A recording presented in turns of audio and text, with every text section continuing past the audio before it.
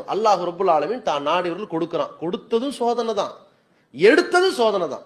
நாம நினைச்சிருக்கோம்னா கொடுத்தவங்களாம் நல்ல புள்ள, எடுத்தவங்களாம் அல்லாவுடைய கோபத்துக்கு ஆளாகணும் நம்ம நினைச்சுக்கிட்டு இருக்கிறோம்.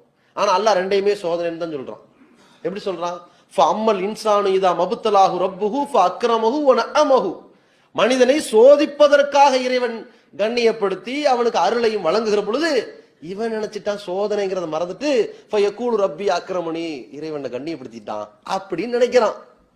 வ அம்மா இதா மபுத்தலாஹு ஃபகதர அலைஹி ரிஸ்கஹு, அவனையே சோதிப்பதற்காக அவனுடைய செல்வத்தை குறைச்சிட்டோம்னா ஃபயக்கூலு ரப்பி அஹானனி, இறைவன் என்னை கேவலப்படுத்திட்டாங்கிறான்.